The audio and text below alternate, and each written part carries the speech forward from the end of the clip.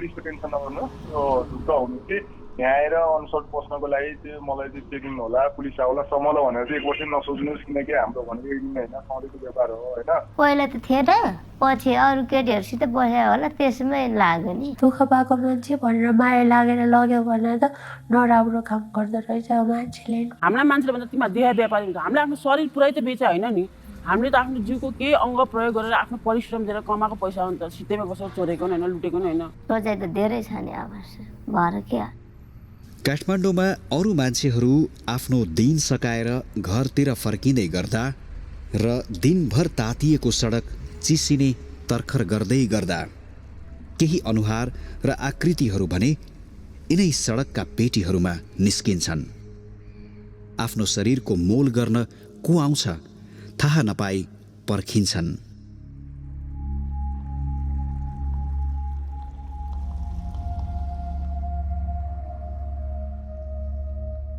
अठारह वर्षकी तारा, 32 वर्षकी गोमा, 37 वर्षकी गौरी, यी तीन पात्रहरूको उमेर फरक छ। पृष्ठभूमि, सपना, बाध्यताहरू सबै फरक छन्, तर यिनका पाइला एउटै छन्। उभिने ठाउँ उस्तै छन्, भेट्ने मान्छे र भोग्ने जोखिम उस्तै उस्तै छन्।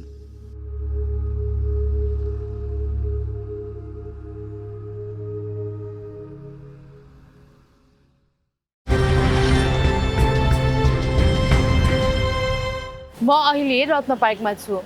यो बाटो बच्चैदेखि हिँडिरहेको भए पनि मलाई यी सडकका पेटीहरूमा के भइरहेको छ भन्ने कुरा थाहा थिएन। पछि डिफ्रेन्ट सोसियल मिडिया साइट्सहरू युज गर्दै गर्दा थाहा पाएँ कि यहाँ यौन व्यवसाय पो हुने रहेछ भनेर। मलाई बच्चैदेखि नै यो समाजले यौन व्यवसाय नराम्रो र यौन श्रममा आबद्ध सबैजना नराम्रो हो भनेर सिकाएको थियो। मैले बुझेको पनि त्यही नै थिएँ। नेपालमा पनि यौन खुल्ला हुन्छ भन्ने कुरा सुनेर नै अचम्म लाग्थ्यो, तर मेरो बुझाइमा छुटेको थियो त उहाँहरूको side of the story. Nepal जस्तो देशमा यौन श्रम गर्नेहरूको वास्तविक जीवन चित्र कस्तो होला त, र नेपाल जस्तो समाजले बुझ्न चुकेको र नबुझेका कथाहरू के होलान्। आजको यस एपिसोडमा हामी त्यही स्टोरीलाई पछ्याउँदैछौँ। गौरी आजभन्दा 17 वर्ष पहिला काठमाडौँ झरेकी थिइन्। पढ्ने सपना देखेकी थिइन्। अब पहिला सुरु चाहिँ अब सपना भनेको कसैलाई जसलाई पढ लेखेर ठुलै मान्छे हुनु मन लाग्छ। मलाई चाहिँ एयर होस्टेस बन्न मन थियो। मम्मीले भन्थ्यो अब त एसएलसी पास गर, तर म कलेज हाल्दिन्छु राम्रो खाले भन्थ्यो। एसएलसी पास गर्न सकेन, टेस्ट फेल भए। तर काठमाडौँले उनलाई अर्कै परीक्षा लिँदै थियो। डोज बढ्दै गयो, नपुग्ने। आज एक पुगा खायो, भोलि दुई पुगा, त्यो नपुग्दाखेरि चाहिँ अब त्यो पैसा पनि नपुग्ने, प्लस डान्स बार पनि 12 बजी बन्द हुन थाल्यो। 12 बजी बन्द भएपछि त क्लाइन्ट पनि नआउने, त्यही भएर अनि यही ठाउँमा आएको। त्यसरी नै यौन व्यवसायमा आइपुगेकी उनले आफूलाई मान्छे नै नगन्ने मान्छेहरूसँग कैयौं रात बिताएकी छिन्। कल्पना नै नगरेका चिजहरूसँग भागेकी छिन्। जसले दुःख गर्छ उसले दुःख बुझेको हुन्छ। अब सामान्य त्यहाँ मान्छे आउँदाखेरि अब मिडियम क्लासमा आउँदा उनीहरूले राम्रै पैसा दिन्छन्, राम्रैसँग त्यस्तो केही चिज गर्दैनन्। अब पैसा अब जसले चाहिँ अलिक कमाउने हुन्छ, अलिक हुने खाने हुन्छ, उनीहरूले चाहिँ पैसामा पनि बार्गेनिङ गर्ने। प्लस मैले यति पैसा दिएर ल्याएको थियो नि तँलाई, मैले ल्याएपछि त मेरो त हो नि, तैँले मैले भने गर्नु पर्ने, त्यस्तो खालको हुन्छ नि के। कुनै बेलामा अब गेस रक्सी खाएको हुन्छ, अनि त्यसरी नै अब जाँदाखेरि केही कुरा मिल्दैन। अब कसैले त अब हामीले कन्डम युज गर्छ, कन्डम युज गर्दा कुनै युज गर्नु मान्दैन, कसैले थुतेर फालिदिन्छन्। त्यस्तो गर्दा तैँले किन यस्तो गरिस् भन्दा ऊ हिर्काउने। अब त्यहाँ बियर खाएर बसेका हुन्छन्, बियर सिसीले हिर्काउने, त्यसरी टाउको फुटाइदिने, त्यस्तो त दिदीबहिनीलाई प्रायः जस्तो भइरहेको हुन्छ। हामीलाई पनि कस्तो उनीहरूले अपराधी जस्तो गरेर हेर्छ कि अब हामी बाटोमा यति उभिएर पनि अब एक्लै छ भने पनि हामी उभिन नपाउने। सिभिल पुलिस आएर यहाँ के गर्न बसेको तिमीहरू, केटा खोज्नु बसेको गइहाल कि बिहान बोलाऊ भन्ने, त्यस्तो बोल्ने, उनीहरूले गाली गर्ने, कहिले लखारेर भिकुटी मण्डपसम्म पुऱ्याउने, कहिले उता बागबजार पुऱ्याइदिने, त्यस्तो गर्छ कि। हामी चाहिँ उता त्यो तलपट्टि बसपारपट्टि बसिरहेको थियो। अनि त्यहाँबाट पुलिस आयो। पुलिस आउँदाखेरि सबैजना दिदीबहिनी एकैचोटि भाग्यो। भाग्दाखेरि पुलिस लट्ठी बोक्दै आयो। अनि भाग्दाखेरि यो ठ्याक्कै यो ट्रमा सेन्टरमा त्यहाँनिर ठ्याक्क बाटो पुलिस आयो। अब हान्छ लट्ठीले डर त लाग्छ जसलाई पनि। अनि ठ्याक्क बाटो काट्दाखेरि ठ्याक्क बाइकले हान्यो कि।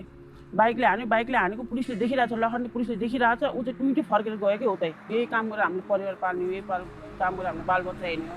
त्यही भएर अनि पुलिसले दुःख दिइरहेको छ सबैलाई, त्यही पनि हामी आफ्नो काम गर्न छोड्दैन। पनि हामीले आफूले रोजेको पेसा हुन्छ। हामी कुनै अपराधी त होइन, चोर त होइन नि। हामीले पनि कसैको छोरा ज्वाइँ बुढा जबरजस्ती ल्याएर खोज्नु त होइन। उनीहरू आउँछन्, सोध्छन्, एक आपसको सहमतिमा जाने हो नि त। घरमा सुतिरहेको बुढालाई लाइज मसँग आएर सुत भनेर हामी तान्दैनौँ एक आपसको सहयोग जाने हो नि त हामी आफ्नो काममा त त्यो त हामीले अपराध त गरेर छैनौँ कुनै अनि हामी चाहिँ के चाहन्छौँ भने हामीलाई चाहिँ अपराधी जस्तो नहेरियोस् हाम्रो पनि आफ्नो कामको मूल्याङ्कन होस् काम गर्ने ठाउँ यही हो आफूलाई थाहा पाएको नि यही हो आफूले रोजेको पेसा नि यही हो यही काम गरेर आफ्नो घर परिवार सबै अहिलेसम्म हेर्दै आएको छु 9-10 वर्ष भइसक्यो छोरी 12 वर्ष पुगिसक्यो यही पेसा गरेर पढाइरहेको छु गौरीले भोगेको भागदौड यो पेशामा भएका हजारौंले हरेक दिन भोगेको भागदौडसँग मिल्छ उनीहरू जहिल्यै हतारमा नै छन् हामीसँग छोटो समय बसेर गफ गरिरहँदा पनि उनी जान हतारिन् हामीले रोकेनौं छुट्टिँदै गर्दा उनले हामीलाई विश्वास नै नलाग्ने एउटा कुरा सुनाइन् सानो उमेरको दिदीबहिनी चाहिँ प्रायः जस्तो कलेज पढिरहेको हुन्छ म्याडम मर्निङ कलेज पढाएको हुन्छ तर खुलेर चाहिँ भन्दैन हामी कलेज पढ्ने हुने तर हामी त काम गर्ने मान्छे कति वर्ष भइसक्यो हामीलाई थाहा छ नि त को मान्छे कस्तो हो भन्ने कुरा अब कुनै यता घुम्न जस्तो आएको गरेर पनि गर्छ सानो उमेरको दिदीबहिनी चाहिँ 104 को गाडी आउँछ अनि गाडीले समातेर लिएर जान्छ कस्तो हुन्छ नि अब उनीहरू त दिउँसो गाडी आएर समात्छ भने दिउँसो आउँदैन नि त प्रायः बेलुका आउँछ नि त 18 वर्ष मुनिको चाहिँ यहाँतिर भन्दा नि गङ्गाबु बस पार्कतिर धेरै छ गौरीले त्यस्ता बालिकाहरू गङ्गबु बस पार्कतिर भेट्न सकिन्छ भनेपछि हामी उनीहरूलाई खोज्न निस्कियौं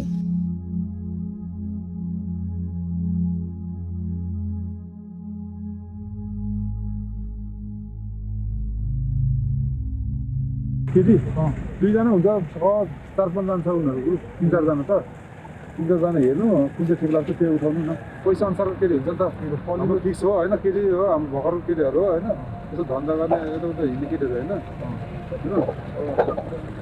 हेर्नु उता बुझ्यो भने अब लानु केही भयो नि तपाईँले चाहिँ यो ठाउँमा तपाईँलाई अहिले गोदो गऱ्यो भने तपाईँलाई 2500-3000 भनेर पनि लान्छ मान्छे तर छुट्टीहरू हुन्छ त्यसरी तपाईँले कति पाउनुहुन्छ अब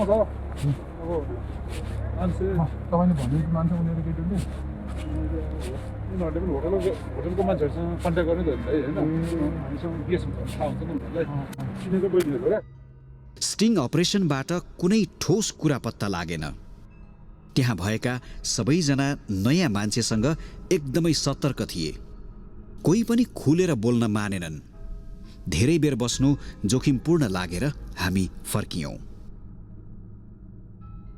अर्को दिन पुनः खोजीमा गयौं त्यो दिन पनि कुनै बालिका भेटिएनन् बरु तिनलाई ग्राहकसम्म पुर्याउने एकजना दलालसँग कुरा भयो त्यही त हो नि अब काठमाडौँमा बस्नुपर्छ होइन होटलमा अलिअलि काम गर्छु पहिला त रत्नपार्कतिर अलिअलि गर्थेँ अहिले गङ्गबु बस पार्कतिर अलिअलि गर्छु होटलमा पहिला त भाँडासाँडा माग्नुपर्छ भनेको थियो अनि पछि अलिक काम अर्कै खालको दियो तर ठिकै लाग्यो यही त्यही अब सानो चोपडा बेला केटीहरूलाई मिलाइदिने केटाहरू ल्याउने होइन त्यस्तै गर्छु अब होटलले दियो मान्नु पऱ्यो धेरै थाहा हुँदैन तर केटीहरू चाहिँ गाउँबाट आएको हुन्छ अनि उनीहरू काठमाडौँमा अब महँगो हुन्छ खानेकुराहरू उनीहरूदेखि उनीहरूको अप्ठ्यारो परेको हुन्छ अब केटीहरूले होटलको मान्छेहरू मिलाएको हुन्छ होटलमा चाहिँ अरू मान्छेहरू आउँदाखेरि अब हामीले उनीहरूसँग मिलाइदिने बिचको काम गरिदिन्छु मैले चाहिँ म मात्रै होइन त्यहाँ म जस्तो धेरै अरूले पनि गर्छ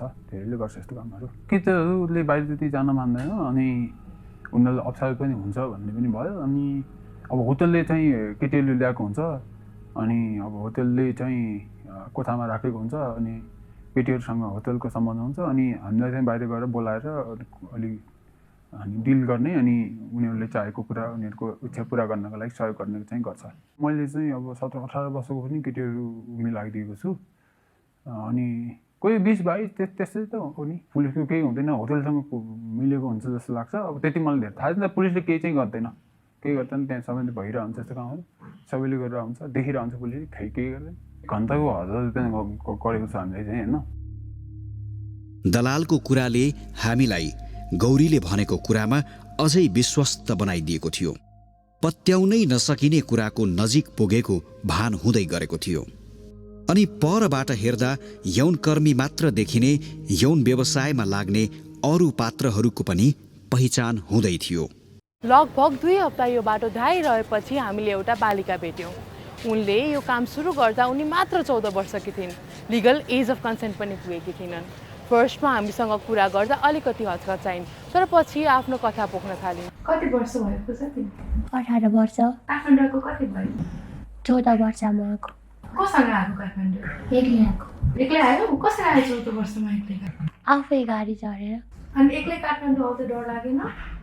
लागेको मेरो मम्मी बिरामी हाम्रो गाउँमा बस्छ अनि काठमाडौँ लगिदिनु भनेर आएको। अनि तिमी काठमाडौँ आएर के गर्यौ 14 वर्षमा? बस भाडाकोमा काम गरे। के काम गर्यौ? घरबाट गाडीमा झर्छ नि हाम्रो बस भाडा त्यहाँ, अनि त्यहाँ बसिरहेको थियो अनि मान्छेले बोलाएको अनि नचिनेको गेस्ट हाउसमा उसले लग्यो है, त्यहाँ बसिरहेको थिएँ। जम्मा आऊ पैसा दिन्छु ल। अनि खाजा खानु पैसा थिएन, अनि म खाजा पनि खुवाउँछु पैसा पनि दिन्छु जम्मा होइन। भोक लागिसक्यो अनि खाजा नि खोयो गयो पनि। अनि गएर त जबरजस्ती बस्नु लागेको, म नमानेको अनि साह्रो मुख थन्दिँदो रहेछ। तिमीले भर्खर यस्तो जबरजस्ती गरेछ भनेको तिमीले बस्न नमानेपछि गरेको त्यस्तो? पहिलाचोटि म त्यही खाजा खानु भनेर गएको, उसले त जबरजस्ती बस्दो रहेछ। मम्मीले थाहा छ? थाहा छ, मम्मी बिरामी छ अनि यस्तो काम गरेको मेरो लागि भन्नुभयो। नगर भन्नुहुन्छ, मलाई केही पनि गर्नु पर्दैन, बरु त नबस् त्यहाँ भन्नुहुन्छ। दबाई बिरामी छ अनि औषध दबाईको पिछो हुन्छ अनि म अरू के गर्छु भने मान्नुहुन्न। बुवाले थाहा छ? बुवालाई त खोइ पहिलोचोटि बस्दा त गाह्रो भएको थियो र नि है? भएको थियो। अनि त्यसपछि सजिलो हुँदै गयो कि कस्तो भयो? कि अलिक त्यस्तै गाह्रो? अहिले चाहिँ गाह्रो हुँदैन। एकजना मात्रै बस्छु भनेर लगेको, तर त्यहाँ गएर धेरैजना मान्छेहरू भएको छ? त्यतिखेर मसँग खाजा खाने पैसा थिएन अनि एउटा मान्छेलाई नम्बर दिएको रहेछ। अनि म तिमीलाई एक ठाउँमा लान्छु जान्छ भनेको अस्ति नै।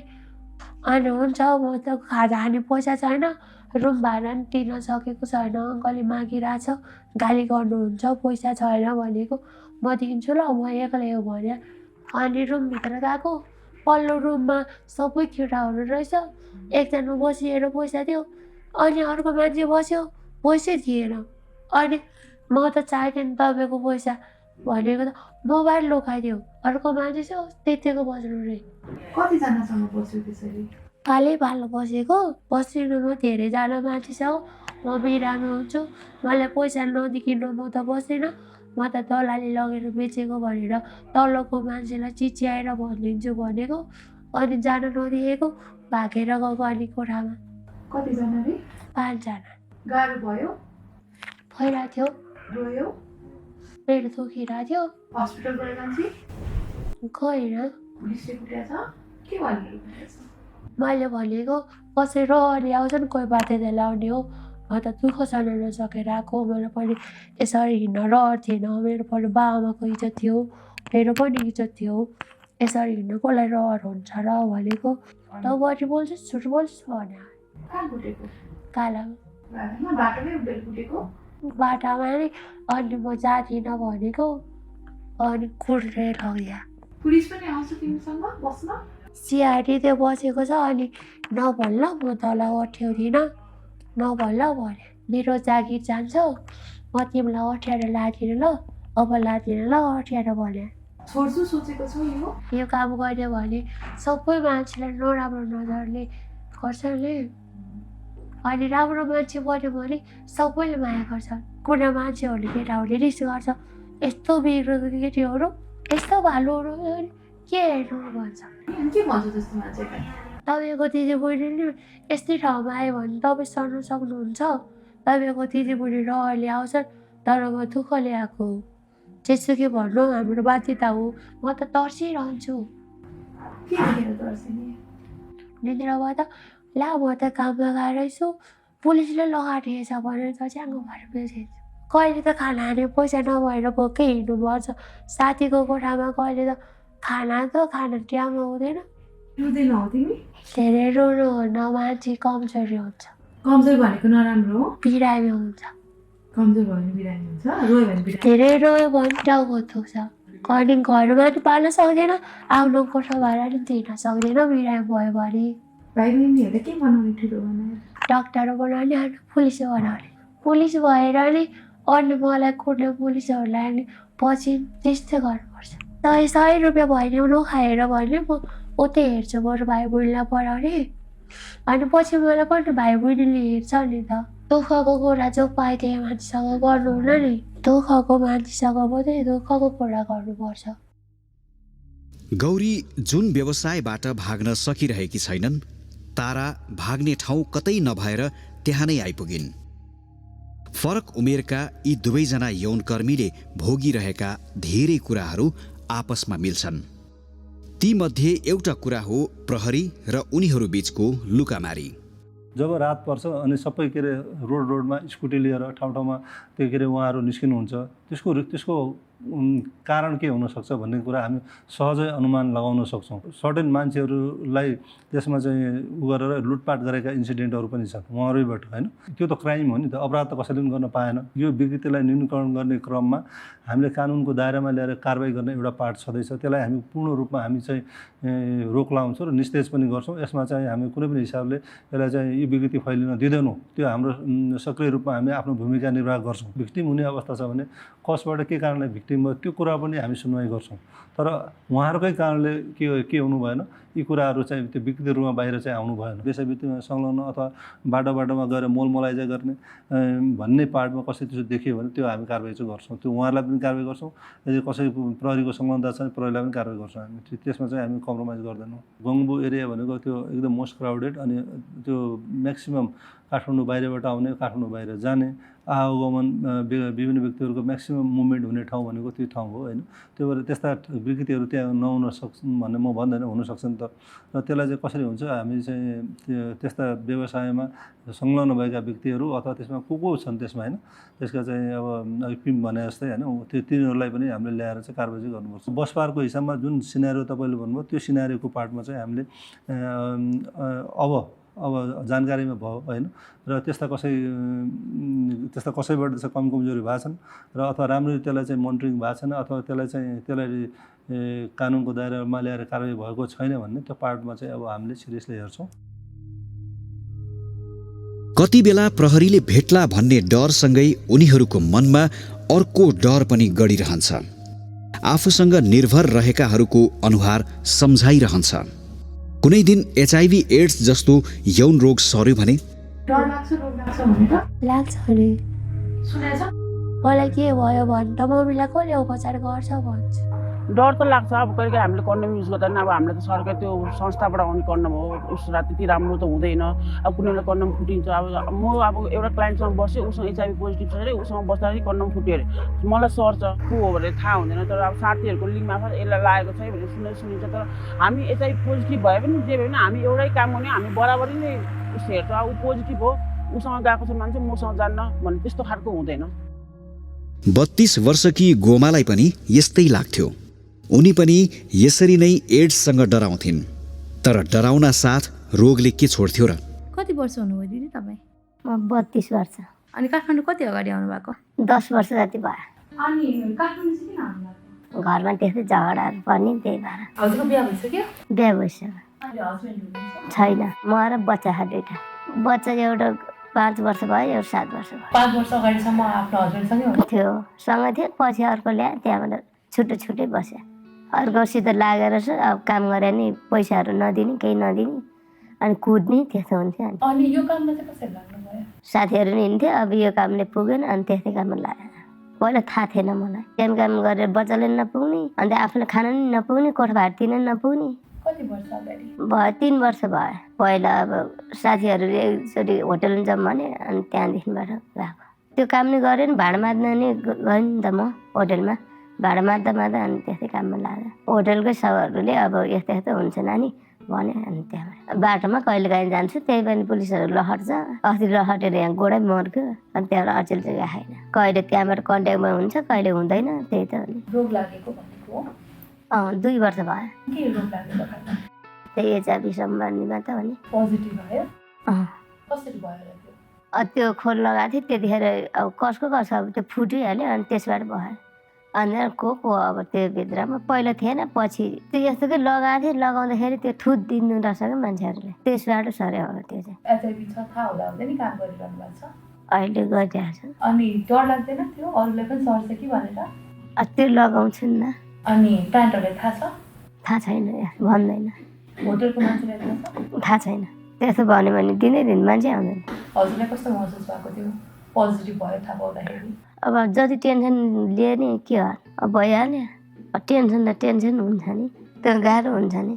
त्यो बेला त अब टेन्सन भयो त्यहाँबाट अब यो दबाई खायो भने खाएन भने अब ज्यानै अब मरिहाल्छन् भन्ने ठाने। अहिले त्यस्तो छैन, दबाई खान छोड्नु हुँदैन, दबाई खाइरहनुपर्छ, एक दिन छुटाउनु हुँदैन भनेर ठान्छु। अझै डर लाग्दैन? लाग्नु त लाग्छ नि, लागेर के होटलमा भयो भने समातेर लाग्दैन भनेर?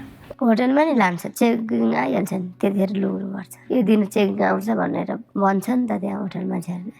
होटल मान्छेहरू चाहिँ कसरी थाहा हुन्छ? अब उनीहरूको होटल छ नि त गेस्ट हाउसहरू, अनि त्यहाँबाट हुन्छ नि त्यतिखेर हामी यस्तरी चेक आउँछ भनेर साउले भन्छ नि त। ए पुलिसले साउले भन्छ, साउले हजुरले? हजुर पढ्नु भएको छ चेकिङमा? पढेर नि अस्ति नै 10,000 तिरेर नि निस्के। यो काम गरिरहेको छु भने बच्चाहरूले भन्नुहुन्छ होला पछि? कहाँ भन्नु हुँदैन नि, भोलि बच्चाहरू कहाँ थाहा पाउन दिनुहुन्छ, थाहा दिनु हुँदैन नि। हजुरलाई मन पर्दैन हो? अब बाध्यताले गर्नुपर्छ, नभए किन गर्नु? लाउन खाना सबै पुऱ्याइदिए यो काममा किन हिँड्थेन? कहिले त यो काम बेकार गराए जस्तो लाग्छ। अब नगर्यो नि के गर्नु? बच्चाले दिनु पऱ्यो, पढाउनु पऱ्यो, खान दिनु पऱ्यो, लाउनु दिनु पऱ्यो। यो किन भन्छ ऊ किन भन्छ, पुग्दैन पैसाहरू, बाध्यताले रोएर के गर्ने? फर्केर आउने नि के जति टेन्सन भयो यस्तै रहेछ जिन्दगी भन्नाले सुत्यो। अब बल्ल बुवा हुनुहुन्न, अब मम्मी मात्रै हुनुहुन्छ, दाइ छन्। अब पढाइ तीन हो, जान त अब आर्मी पुलिस हुनु थियो, भाग्यमै चाहिँ हुँदैन। अनि के गर्ने? ज्यामी काम गर्नु पर्थ्यो। 12 वर्षमा त मेलो हिँडेँ मैले 25 रुपियाँमा, अहिले त केही जस्तो पनि लाग्दैन। आचार्यको जोखिम त अरूहरूलाई पनि भयो नि त, छ नि त। आफूले गर्दा सर्छ कि भनेर डर लाग्छ? त्यो त डर लाग्छ नि, आफ्नो जिम्मेदारी त अब बिग्रियो, अरूले किन बिगार्ने जस्तो लाग्छ। धेरै टाइमसम्म बस्दैन, त्यो 5 मिनट बस्ने हो, त्यहाँबाट फेरि बस्दैन। अब बुढेसकाल हुँदै आयो, अहिले त केटाहरूले केटीको कमाइ खानु खोज्छ, यसै आफू दुःख गर्नुपर्ने, त्यसै दुःख गर्नुपर्ने, आफूले दुःख गरेर त्यसलाई किन दिने, किन बनाउने? नबनाउनु जस्तो लाग्छ।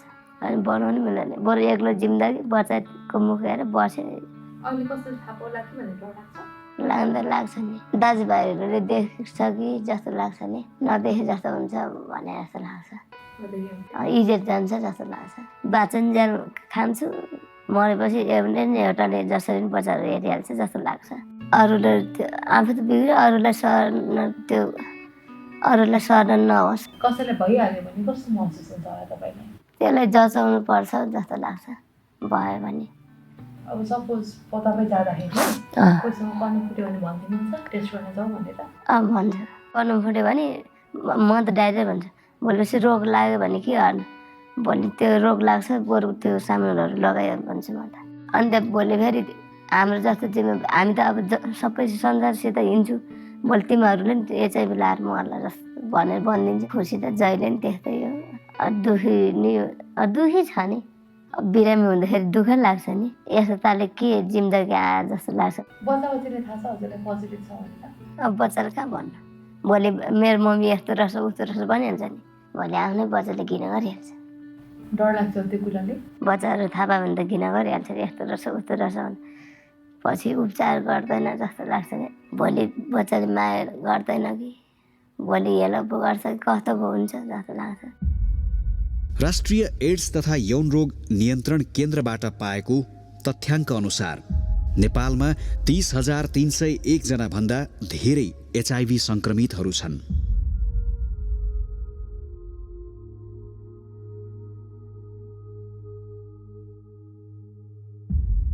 यस बीचमा पछिल्लो वर्षमा 754 नयाँ केसहरू थपिएका छन्, जसमा 65 महिला यौनकर्मी, 54 पुरुष यौनकर्मी र 33 ग्राहकहरू रहेका छन्। संक्रमणको दर बढिरहेको सन्दर्भमा यो बहुतै चिन्ताजनक अवस्था हो। पछिल्लो आँकडा अनुसार करिब 12,000 जना संक्रमितहरूले मात्र एचआइभी संक्रमण विरुद्ध निशुल्क उपचार पाइरहेका छन्। त्यस मध्येमा सबैभन्दा छिटो सार्ने सम्भावना भएका यौनकर्मीहरू कति छन् कसैलाई थाहा छैन। समस्या र डर उनीहरूका हरेक पाइलामा छन्। ती पाइलाले कुनै दिन बाटो हिँड्दिन नभनुन् जस्तो उनीहरूलाई लाग्छ। यौन व्यवसायलाई बाहिरबाट देख्नेहरूको बुझाइ र भोग्नेहरूको यथार्थ बीचमा ठूलो अन्तर नहोस् जस्तो उनीहरूलाई लाग्छ। भएका धेरै कुरा नहोस् जस्तो लाग्छ, नभएका धेरै कुरा होस् जस्तो लाग्छ।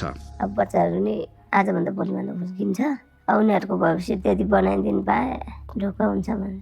यस्तो त हुँदैन होला, मेरो मम्मीलाई भएर घरमा धेरै दुःख भएर बाध्यताले यस्तो गरेको, मेरो पनि इज्जत थियो अनि मदेखि यस्तो भएको होला। मम्मीलाई भयो भने मेरो मम्मीलाई अरू गरेर नि म उपचार गर्न सक्थेँ होला भनेर सोच्छु। रेड लाइट एरिया घोषितै गर्नुपर्छ भने छैन, तर एउटा हामीलाई के चाहिँ दियोस् भने हामीलाई अपराधी जस्तो नहेरियोस् कि हामीलाई निरपराधीकरण गरियोस्। रत्न पार्क, ठमेल, गौशाला, चाबेल, गोङ्गबु जस्ता धेरै यौनकर्मीहरू भेटिने क्षेत्रबाट देशको प्रमुख प्रशासनिक निकायहरू केही किलोमिटर मात्रै टाढा छन्। अझ महानगरीय प्रहरी कार्यालय त सबैभन्दा धेरै यौनकर्मी उभिने रत्न पार्कसँगै टाँसिएको छ।